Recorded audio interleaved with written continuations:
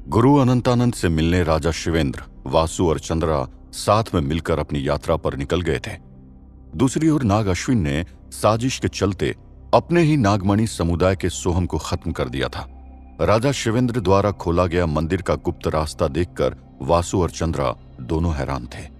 शिवेंद्र ने पीछे मुड़कर देखा और उस खुले हुए द्वार के अंदर निकल गए। वासु और चंद्रा अपने पिता के पीछे पीछे हो चल रहे थे। जंगल में कदम रखते ही वो द्वार बंद हो गया और अंदर से आती सूरज की किरण भी खत्म हो गई, जिससे वहां अंधेरा छा गया। घने जंगल में अंधेरे के बीच अजीब अजीब आवाजें सुनाई दे रही थी।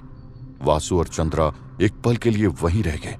तभी शिवेंद्र ने पीछे मुड़कर उन्हें देखा और बोले, इस तरह रुके रहोगे तो हमें कई दिन लग जाएंगे। चलते चलो, बिना रुके कदम बढ़ाते रहो। तीनों अब बड़े बड़े पेड़ों और भयानक जानवरों के बीच बढ़ते चले जा रहे थे। अचानक चलते हुए चंद्रा को अपने कंधे पर कुछ महसूस हुआ। जैसे ही उसने देखा, उसके कंधे पर 3 सर वाला गिरगिट बैठा अपनी जीभ निकाल रहा था। चंद्रा अपनी शक्ति से उसे खत्म करने ही वाला था, तभी एक आवाज आई, चंद्रा रुको।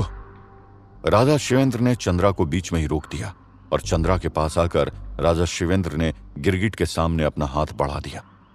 गिरगिट ने घूमती आंखों से राजा शिवेंद्र के हाथ को देखा और चंद्रा के कंधे से उतरकर गिरगिट धीरे धीरे शिवेंद्र के हाथ पर आ गया। गिरगिट के हाथ पर आते ही शिवेंद्र ने उसे एक पेड़ की डगार पर छोड़ दिया और वापस चंद्रा के पास आ गए। याद रहे, कुछ भी हो जाए, यहां अपनी शक्ति का इस्तेमाल नहीं करना है। चलो आगे बढ़ो। इतना कहकर राजा शिवेंद्र आगे निकल गए और उनके पीछे वासु और चंद्रा फिर से चलने लगे। चलते चलते जब वासु ने आसपास देखा तो उसे कई भयानक जानवर पेड़ों के पीछे छुपे दिखाई दिए।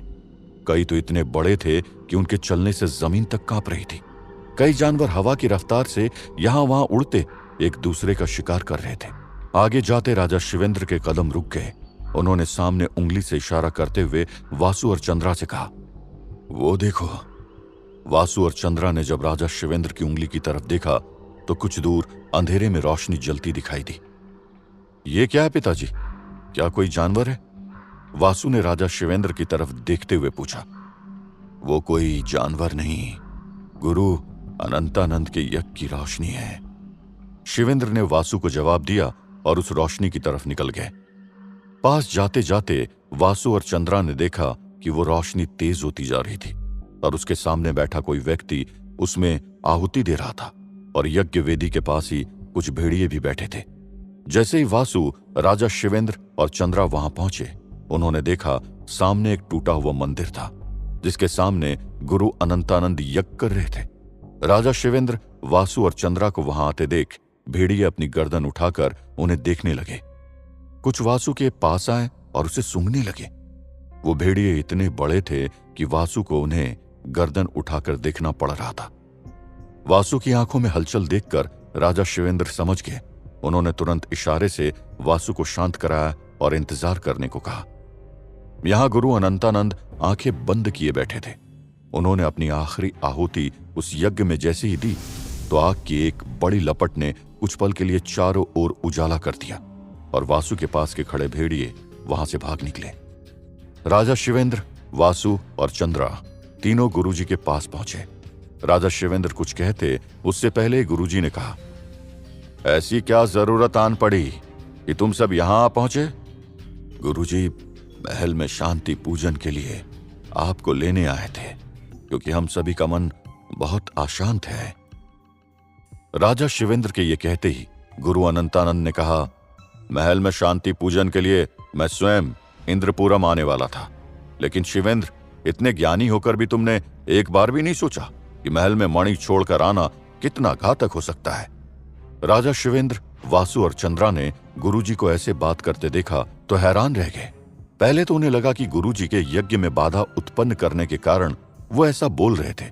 तभी वासु बोला, गुरुजी, मैं महल में कड़े इंतजाम कराकर ही आया हूं, बाकी सब वहां का ध्यान रखने के लिए है। लेकिन गुरुजी के आगे की बात सुनकर जल्दी ही राजा शिवेंद्र और वासु को यह एहसास हो गया कि उन्होंने महल में मणि को अकेला छोड़कर गलती कर दी थी। तुम्हें पूरा यकीन है कि महल में उन लोगों के रहते कुछ नहीं हो सकता। मुझे किसी बड़े अनर्थ की शंका हो रही है। जितनी जल्दी हो सके महल वापस लौट जाओ। अपना यज्ञ खत्म करके मैं भी महल पहुंचूंगा। गुरु अनंतानंद के पास आकर वासु को लगा था कुछ राहत मिलेगी, लेकिन जब उसने गुरुजी की बात सुनी तो वासु की चिंता और बढ़ गई।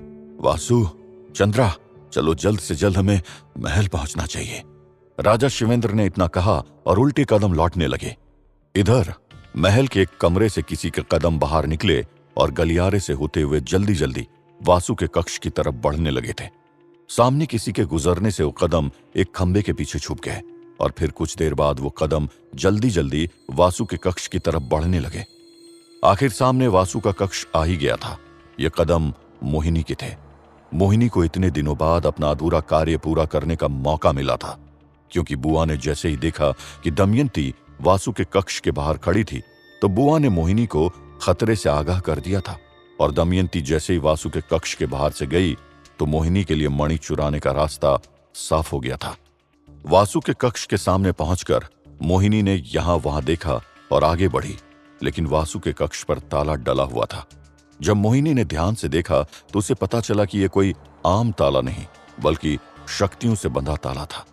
मोहिनी उस ताले को अपनी शक्ति से तोड़ भी सकती थी, लेकिन इसमें कितना वक्त लगता ये वो खुद नहीं जानती थी। और सबके सामने ताला तोड़ना बहुत ही जोखिम भरा काम था, क्योंकि वासु के कक्ष के बाहर से कोई न कोई निकलता ही रहता था। एक पल तो मोहिनी वहीं खड़ी रही, फिर उसने अपने मन में कुछ निश्चय किया। मोहिनी कुछ कदम पीछे हटी और अपनी शक्ति से खुद को चींटी जितना छोटा बना लिया। अब उसे वासु के कक्ष में जाने के लिए ताला तोड़ने की कोई जरूरत नहीं थी। दरवाजे की एक दरार से वो रेंगती हुई कक्ष के अंदर आ गई। एक तरफ मोहिनी मणि चुराकर बड़ा अनर्थ जा रही थी, तो वहीं दूसरी तरफ इंद्रपुरम का एक और दुश्मन त्रिलोकी कलश को ढूंढने में लगा था। उन सांपों का पीछा करता त्रिलोकी एक ऐसी जगह के सामने आ पहुंचा था जहां हजारों जहरीले सांप एक साथ एक गुफा की दरार में घुस रहे थे। अंदर जाने के अंजाम बुरे हो सकते थे, लेकिन त्रिलोकी को अंदर जाना ही था। उसने पहले तो अपना खास मंत्र पढ़कर अपने आसपास एक सुरक्षा कवच बांध लिया, जिससे किसी भी सांप का हमला उस पर बेअसर हो जाता। उसके बाद त्रिलोकी ने अपने कदम बढ़ाए और बाकी सांपों के साथ वो भी उस गुफा की दरार में घुसने लगा। त्रिलोकी को वहां देखते ही सांपों ने उसे फन मारना शुरू कर दिया। लगातार एक के बाद एक सैकड़ों सांप त्रिलोकी को डस रहे थे, लेकिन उसके सुरक्षा कवच के कारण उसे सांपों के हमले का कोई असर नहीं हुआ और त्रिलोकी गुफा की दरार में अंदर घुसता गया। आखिर इतने सांपों के बीच से होता हुआ त्रिलोकी गुफा की दरार के अंदर पहुंच गया, जहां गुप अंधेरा था। वहां चमक रही थी तो सिर्फ उन जहरीले सांपों की आंखें। त्रिलोकी हवा में उड़ता हुआ फिर से उनका पीछा करने लगा। कई तरह के छोटे बड़े रास्तों से होते हुए त्रिलोकी सांपों का पीछा कर रहा था। बहुत अंदर तक जाने के बाद आखिर त्रिलोकी एक खुली जगह में पहुंच गया। उसने देखा बहुत सारे सांप एक कोने में जा रहे हैं और नीचे पड़े किसी आदमी को डस रहे हैं। त्रिलोकी ने पहले दूर से उसे देखने की कोशिश की, लेकिन इतने सारे सांप होने के कारण वह आदमी त्रिलोकी को नजर नहीं आया। त्रिलोकी को समझ नहीं आ रहा था कि ऐसा कौन हो सकता है जो इतने सारे सांपों को अपनी तरफ खींच रहा था और वो यहां आकर उसे डस भी रहे थे। इस सब का खुलासा पास जाकर ही हो सकता था, इसलिए अंत में त्रिलोकी ने उस आदमी के पास जाने का निश्चय किया। त्रिलोकी ने धीरे धीरे कदम बढ़ाए और अपनी छड़ी की शक्ति से वहां के सांपों को एक धमाके में अलग कर दिया। जैसे ही सारे सांप वहां से हटे, त्रिलोकी ने देखा वहां आधे धड़ का आदमी लेटा हुआ था। इससे पहले त्रिलोकी कुछ समझ पाता, उस आधे धड़ वाले आदमी ने अपने पास से एक सांप उठाकर त्रिलोकी की तरफ फेंक दिया। त्रिलोकी उस सांप से बच गया और इसी हमले के साथ उसे यह भी पता हो गया कि ये कौन था। ओह, तो तुम सच में जिंदा बच गए कलश। त्रिलोकी की आवाज सुनकर कलश को कुछ राहत मिली। उसने अपने पास के सारे सांपों को इशारे से भगा दिया और उस तरफ सर करके लेट गया। त्रिलोकी ने कलश के पास जाकर देखा कि कलश का पेट तक का हिस्सा ही बचा था और इस बचे हुए हिस्से में भी हजारों सांपों के दांत के निशान थे। ऐसे क्या देख रहे हो मुझे त्रिलोकी? मुझे पता है मैं कितना बदसूरत दिखने लगा हूं, लेकिन जिंदा रहने के लिए अपने शरीर को 1000 सांपों से भी कटवाना पड़े तो वो भी कम है। त्रिलोकी के देखने पर कलश उससे बोला, इसका मतलब ये सारे सांप तुम्हारे इशारे पर तुम्हें काट रहे हैं? त्रिलोकी कलश की जिंदा रहने की इस हट को देखकर हैरान रह गया था। कोई और होता तो इतने सांपों को एक साथ देखकर ही डर जाता, लेकिन कलश इतने सारे सांपों से खुद को कटवा चुका था। सही समझा तुमने। जब मैं मरने वाला था तो मेरा सिर्फ 1/3 हिस्सा ही बचा रह गया था, लेकिन इन सांपों के जहर से मैं अभी तक खुद को जिंदा रख पाया हूं। कलश ने त्रिलोकी से कहा, तो अब आगे की क्या योजना है? इसी तरह सांपों से खुद को डसवाते रहोगे क्या? त्रिलोकी अपनी छड़ी घुमाते हुए बोला, नहीं, इस तरह मेरी सांसें बस कुछ ही दिन चल पाएगी। कलश अपने शरीर को देखते हुए बोला, अच्छा, इसका मतलब तुम कुछ ही दिनों के मेहमान हो? त्रिलोकी ने कलश से ऐसे कहा जैसे उसे कलश से कोई मतलब ही नहीं। हाँ, लेकिन अगर तुम चाहो तो मैं बच सकता हूं। तुम मेरे कालसर्प समुदाय के हो, तो क्या तुम मुझे बचाओगे नहीं? कलश के पास अभी सिर्फ एक ही उम्मीद थी, अगर त्रिलोकी भी यहां से चला जाता तो उसका मरना तय था। हाँ, मैं मानता हूं कि तुम मेरे ही समुदाय के हो, लेकिन तुम्हें ठीक करने से मुझे क्या फायदा होगा? तुम फिर से कालसर्प समुदाय पर कब्जा कर लोगे। त्रिलोकी के पास इस वक्त सुनहरा मौका था। उसके हाथ में सब कुछ था। वो कलश को जिंदा करने के लिए कुछ भी मांग सकता था। हाँ, लेकिन अगर तुम चाहो तो मैं तुम्हें कालसर्प समुदाय का आधा हिस्सा दे दूंगा। कलश ने त्रिलोकी को लालच देते हुए कहा, नहीं नहीं नहीं, मुझे कालसर्प समुदाय की प्रभुता से कोई मतलब नहीं है। लेकिन त्रिलोकी भी अच्छे से समझ रहा था कि कलश उसे ऐसा ही कुछ लालच देकर फंसाना चाहेगा, इसलिए उसने कलश के इस प्रस्ताव को ठुकरा दिया। तो तुम क्या चाहते हो फिर? कलश त्रिलोकी से बोला। अब त्रिलोकी की बारी थी। जो काम वो खुद नहीं कर पाया था, वो काम त्रिलोकी कलश की मदद से कर सकता था। उसने कलश के पास आते हुए कहा, मुझे पता है, मैं तुम्हें जैसे ठीक करूंगा तुम फिर वासु के पीछे मणि लेने जाओगे, पर वासु को मैं अपने हाथ से खत्म करना चाहता हूं। मैं तुम्हें एक ही शर्त पर जिंदा करूंगा। वासु को मारने में तुम मेरी मदद करोगे और मणि मिलने के बाद वो मेरी होगी। नहीं, ऐसा नहीं हो सकता। उस मणि पर सिर्फ मेरा हक है। कलश ने गुस्से से त्रिलोकी को देखते हुए कहा, ठीक है, फिर तुम यूं ही सांपों से कटवाते कटवाते मर जाओ, मणि मैं खुद ले लूंगा। ये कहते हुए त्रिलोकी खड़ा हुआ और वहां से आगे बढ़ने लगा, लेकिन कलश ने उसे रोकते हुए कहा, रुको रुको रुको, ठीक है, देखो मैं पूरी तरह तो तुम्हें वो मणि नहीं दे सकता, लेकिन एक तरीका है जिससे मणि की शक्तियां आधी हो जाएगी और उसे हम आपस में बांट लेंगे। त्रिलोकी के लिए ये इतनी भी बुरी शर्त नहीं थी। मणि की आधी शक्तियां भी उसके लिए बहुत थी। उसके बाद वो खुद मणि की पूरी शक्तियां हासिल कर लेता। त्रिलोकी पीछे मुड़ा और कलश की तरफ देखते हुए बोला, ठीक है, मैं तुम्हें जिंदा करूंगा। तुम्हें ठीक करने के बाद हम वासु को मारकर मणि लेंगे और उसकी ताकत आधी आधी कर लेंगे।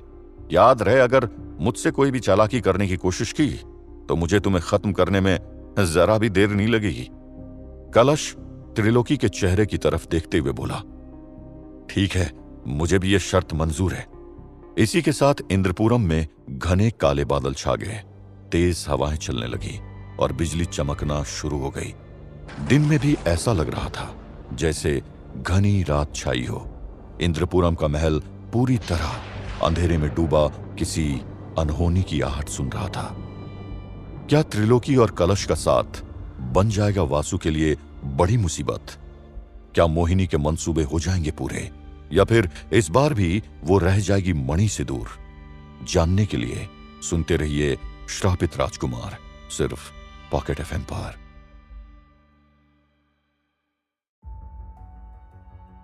राजा शिवेंद्र जैसे ही वासु और चंद्रा के साथ गुरु अनंतानंद के पास पहुंचे, उन्हें एहसास हुआ कि उन्होंने महल में मणि को छोड़कर गलती कर दी।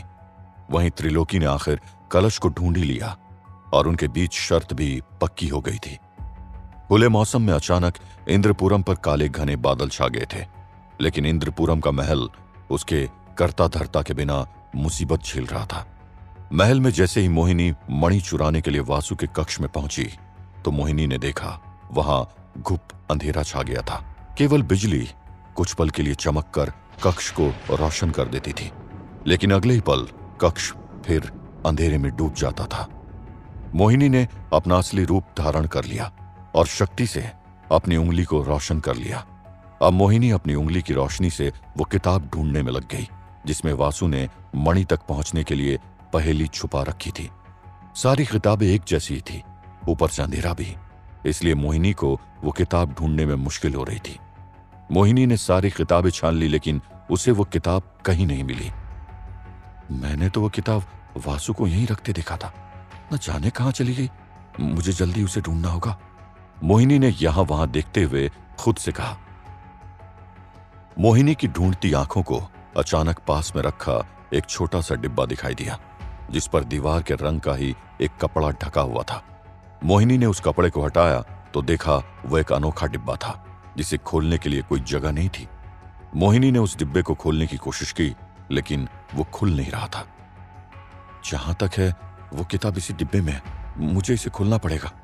मोहिनी ने उस डिब्बे को चारों तरफ घुमाकर देखा लेकिन डिब्बे में कहीं भी खोलने की जगह नहीं थी। तभी मोहिनी को एक रेखा दिखी जो डिब्बे को दो तरफ से जोड़ती थी और मोहिनी ने उसी पतली रेखा के जरिए डिब्बा खोल लिया। डिब्बा खोलने पर मोहिनी ने देखा डिब्बे के अंदर वही किताब रखी थी और किताब में से चमकती हुई पहेली बाहर निकल आई। बस अब मुझे ये पहेली हल करनी है और मणि मेरे हाथ में होगी, मोहिनी ने खुशी खुशी खुद से कहा और उस पहेली को हल करना शुरू कर दिया। क्योंकि मोहिनी पहले ही पहेली का हल देख चुकी थी इसलिए पहले प्रयास में ही पहेली हल हो गई और पीछे लगा आईना चमक उठा। वाह, हो गया मेरा काम, अब कुछ ही पलों में वो मणि हासिल कर लूंगी। आईने में चमक होते ही मोहिनी के चेहरे पर मुस्कान छा गई। उसने वक्त न गवाते हुए अपने कदम सीधे आईने की तरफ बढ़ा दिए। मोहिनी आईने के सामने पहुंची और जैसे ही मोहिनी ने मणि को छूने की कोशिश की, मोहिनी का हाथ आईने के अंदर चला गया। अब मोहिनी को पूरी तरह यकीन हो गया था क्योंकि आईना खुल चुका था और वो आईने के अंदर जा सकती थी। मोहिनी ने एक लंबी सांस ली और कदम बढ़ाते हुए आईने के अंदर चली गई। इतने दिनों से मोहिनी की जो मंशा थी वो आईने के अंदर जाते ही पूरी हो गई। मणि मोहिनी को मिल चुकी थी। आखिर मणि मेरी हुई, मेरा काम पूरा हुआ। सूरज की तरह चमकती हुई मणि हाथ में लेकर मोहिनी खुशी से फूले नहीं समा रही थी, लेकिन तभी उसे याद आया कि वो वासु के कक्ष में थी और उसे यहां से जल्द निकलना था। मोहिनी मणि लेकर बिना समय जाया किए मुड़ी और आईने से बाहर निकली ही थी कि उसे सामने कुछ ऐसा दिखा कि उसके प्राण सूख गए। सामने वासु खड़ा मोहिनी को ही ताक रहा था। वासु को देखकर मोहिनी अवाक सी रह गई थी। मैंने तुम्हें अपना माना, तुम्हें महल में जगह दी, लेकिन तुम इतनी बड़ी विश्वासघाती निकली। वासु ने मोहिनी के हाथ में मणि को देखते हुए कहा। मोहिनी क्या बोलती, अपने बचाव में बोलने के लिए उसके पास कुछ नहीं था। वासु मोहिनी को रंगे हाथों पकड़ चुका था। अब मोहिनी को कुछ भी समझ नहीं आ रहा था, इसलिए उसने हड़बड़ी में वासु पर वार कर दिया। वासु तुरंत बाजू हट गया और पलक झपकते ही मोहिनी के पीछे पहुंच गया। मोहिनी कुछ कर पाती उससे पहले ही वासु ने छुरी निकाली और मोहिनी के गले पर अड़ा दी।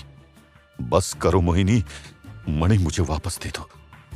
मोहिनी के पास इतनी मुश्किल से मणि आई थी, वो इतनी आसानी से उसे कैसे हाथ से जाने देती। मोहिनी ने वासु की बात को अनसुना कर दिया। वैसे तो वासु मोहिनी को नुकसान नहीं पहुंचाना चाहता था, लेकिन मोहिनी को वश में करने के लिए वासु को बल का इस्तेमाल करना पड़ा। अब मोहिनी के पास मणि वापस देने के अलावा और कोई चारा नहीं था। उसने धीरे से मणि वासु को पकड़ा दी। जैसे ही वासु ने मणि को अपने हाथ में लिया, मोहिनी ने वासु से खुद को छुड़ाया और भागने लगी। लेकिन वासु पहले ही सारी तैयारी करके आया था। मोहिनी के भागने से पहले ही कक्ष के दरवाजे खुल गए और अभिनव और धर्मसेन समेत भाला लिए सैनिक अंदर आ गए। अंदर आते ही वासु के सैनिकों ने मोहिनी को घेर लिया। अब मोहिनी चारों तरफ से घिर चुकी थी। आगे अभिनव और धर्मसेन थे और पीछे खुद वासु। तभी अभिनव ने कहा, मुझे मोहिनी पर शुरू से शक था और आज वही हुआ जिसका डर था। राजा शिवेंद्र और गुरु अनंतानंद दमयंती अंदर आ चुके थे। सारे लोगों के सामने मोहिनी की सच्चाई आ चुकी थी। वो किसी चारों तरफ से घिरे हुए जानवर की तरफ सबको देखकर सांसें भर रही थी। मोहिनी को ले जाओ और कैद खाने में बंद कर दो। सुनवाई के बाद ही इसका आगे का फैसला किया जाएगा। राजा शिवेंद्र का हुक्म पाते ही सैनिकों ने मोहिनी को रस्सी में बांध दिया और कक्ष से उसे ले गए। पिताजी, मैं आप सबके सामने दमयंती का धन्यवाद करना चाहता हूं। अगर आज दमयंती समय रहते मुझे ये न बताती कि मोहिनी मणि चुराने वाली है तो मैं मोहिनी की सच्चाई कभी नहीं जान पाता। गलती मेरी भी है, मुझे आगाह किया गया, फिर भी मैंने मोहिनी पर भरोसा किया। जब वासु महल में आया था तब दमयंती ने ही वासु को सचेत कर दिया था। वासु, मोहिनी ने तुम पर जरूर कोई सम्मोहन किया होगा, इसलिए तुम खुद को दोषी मत मानो, गुरु अनंतानंद ने वासु से कहा। अभी जो हुआ था उससे सब हैरान थे। कुछ पल तो सब शांत रहे, लेकिन फिर वासु की आवाज से सबको जैसे होश आया। गुरुजी, मैं आपसे कुछ कहना चाहता हूं। आज जो कुछ हुआ उससे मुझे एक बात का एहसास हुआ, किसी भी तरह की ताकत अपने साथ बहुत सारी नकारात्मक चीजें भी ले आती है। मैं समझ गया हूं जब तक मणि मेरे पास रहेगी तब तक इस तरह की साजिश होती रहेगी। ये कहते हुए वासु गुरुजी के पास गया और मणि गुरु अनंतानंद को सौंपते हुए आगे बोला, मुझे लगता है मैं बिना मणि की शक्ति के ही अपनी प्रजा की रक्षा कर सकता हूं। अपने साहस और दृढ़ इच्छा शक्ति से मैं खुद पर आए हुए श्राप को खंडित भी कर सकता हूं, क्योंकि मुझे खुद पर विश्वास है। इसलिए मुझे अब इस मणि की कोई जरूरत नहीं है। कृपया आप इस मणि को अपने पास सुरक्षित रखिए। मोहिनी ने जो किया था वो वैसे ही लोगों के लिए चौंकाने वाला था, और जब वासु ने गुरु अनंतानंद को मणि वापस दी तो ये देखकर राजा शिवेंद्र से लेकर कक्ष में मौजूद सारे लोगों के होश उड़ गए। जहां सबके होश उड़े हुए थे वहीं गुरु अनंतानंद के चेहरे पर वासु के इस निर्णय से मुस्कान छा गई थी। वासु के इस त्याग और निडरता को देखकर गुरु अनंतानंद इतने खुश हो गए कि उन्होंने वासु के सर पर हाथ रखते हुए कहा, दुनिया में तुम जैसे लोग बहुत कम होते हैं वासु। मेरा आशीर्वाद तुम्हारे साथ है। तुम इतिहास में सबसे सफल राजाओं में से एक होगे। ये कहते हुए गुरु अनंतानंद ने वासु के हाथ से उस मणि को ले लिया। असल में वासु के पास शक्तियां नहीं होने से राजा शिवेंद्र शुरू से ही उसे बाकी लोगों से थोड़ा कम आंकते थे। उन्हें वासु पर भरोसा तो था, लेकिन राजा शिवेंद्र सोचते थे कि बिना शक्ति के वासु को कई मुसीबतों का सामना करना पड़ेगा, और वासु पर जो श्राप था वो भी मणि की शक्ति से ही दूर हो सकता था। यही वजह थी कि राजा शिवेंद्र चाहते थे कि वासु हर हाल में मणि को हासिल कर ले। लेकिन आज जब इतनी मुश्किलों को पार कर हासिल की हुई मणि वासु गुरु अनंतानंद को वापस लौटा रहा था और गुरु अनंतानंद ने वासु का आशीर्वाद भी दिया, तो राजा शिवेंद्र समझ गए कि वासु कितना काबिल है। मुझे तो लगता था कि जिसके पास शक्ति नहीं वो अधूरा है, लेकिन आज मेरे बेटे वासु ने मुझे सिखाया कि साहस शक्ति से नहीं अंदर की अच्छाई से आता है। और आज वासु के इस निर्णय ने मुझे एहसास करा दिया कि वासु में वो अच्छाई भरी हुई है। राजा शिवेंद्र भी वासु के इस साहस भरे कदम को देखकर बहुत खुश थे। वहीं राजा शिवेंद्र ने वासु की तरफ देखते हुए तुरंत ऐलान किया, मैं राजा शिवेंद्र आज आप सबके सामने अपने बेटे वासु को इंद्रपुरम का नया राजा घोषित करता हूं। जल्दी की शुभ मुहूर्त देखकर वासु का राज तिलक किया जाएगा। राजा शिवेंद्र की घोषणा सुनकर सभी खुश हो गए और सभी वासु की जय जयकार के नारे लगाने लगे। महाराज वासु की जय हो, राजा शिवेंद्र की जय हो। सभी के चेहरों पर खुशी छा गई थी। तभी अचानक राजा शिवेंद्र की नजर उस चेहरे पर पड़ी जो सबसे ज्यादा खुश था। उस चेहरे की खुशी सबसे अलग थी। राजा शिवेंद्र ने देखा दमयंती खुशी से वासु की तरफ देख रही थी। दमयंती, वासु यहां आओ। राजा शिवेंद्र ने वासु और दमयंती को अपने पास बुलाया और दोनों के सर पर हाथ रखते हुए बोले, मैं इसी के साथ एक और घोषणा करना चाहता हूं। राजा बनने के साथ कई सारी जिम्मेदारियां भी आएंगी और जिम्मेदारियों को बांटने वाला भी चाहिए। इसलिए मैं अपने बेटे का विवाह दमयंती से तय करता हूं। वासु ने राजा शिवेंद्र से यह आशा नहीं की थी कि वो कुछ ऐसी घोषणा भी कर सकते थे। हालांकि वासु खुश था और शर्माती हुई दमयंती को चोर नजरों से देख रहा था। मोहिनी का सच सामने आने के बाद चंद्रा के ऊपर से भी नाग अश्विन का नियंत्रण टूट गया था और चंद्रा की अब पहले की तरह सोचने समझने की शक्ति वापस आ गई थी। चंद्रा ने वासु को नाग अश्विन के बारे में सारी जानकारी दी और चंद्रा भी वासु के राजा बनने की खबर सुनकर खुश था। चंद्रा ने यह भी बताया कि नाग अश्विन के नियंत्रण के कारण खुद चंद्रा और बुआ भी मोहिनी के साथ साजिश में शामिल थे, इसलिए चंद्रा ने खुद को कारावास में डालने की इच्छा जाहिर की।